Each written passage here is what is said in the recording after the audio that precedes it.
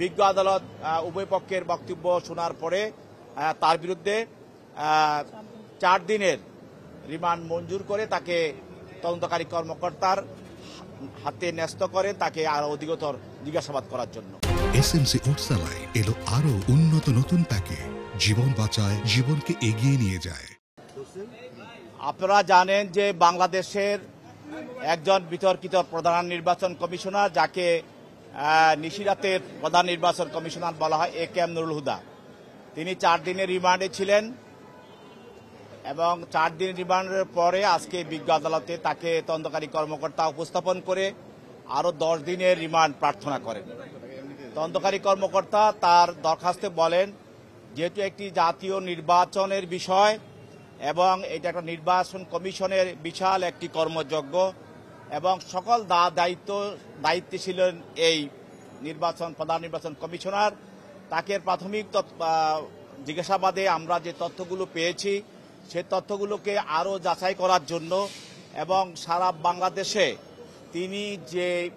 এই যে দিনের ভোট রাতে করেছেন তার সঙ্গে তার কারা কারা জড়িত এবং সরকারের সঙ্গে তার কি ধরনের সমঝোতা এবং কিভাবে তিনি অর্থগুলো ব্যয় করেছেন এবং ডিসি, এসপি সহ সকল রিটার্নিং অফিসার, প্রিসাইডিং অফিসারের সঙ্গে এবং দাপ্তরিক কাজে কারা জড়িত ছিল, সচিব সহ বিভিন্ন নির্বাচন কমিশনের আরও যে বিষয়গুলো এখানে জড়িত আছে সেই জন্য তাকে আরও জিজ্ঞাসাবাদ করার প্রয়োজন। এমনকি যে ওই নির্বাচনে যে ঐক্যফ্রন্টে যারা নির্বাচন অংশগ্রহণ করেছিল তাদের বাড়িঘর পুড়িয়ে দেওয়া হয়েছিল এবং তাদের গায়েবী মামলা দিয়ে তাদেরকে বাড়ি ছাড়া করা হয়েছিল, প্রার্থীদেরকে রাজপথে তাদের কর্মীদেরকে মারপিট করে জখম করা হয়েছিল এবং হত্যা করা হয়েছিল এবং এসব বিষয়ে যারা নির্বাচনে ছিল তারা ব্যক্তিগতভাবে বিভিন্ন প্রিসাইডিং অফিসারের কাছে অভিযোগ করেছিল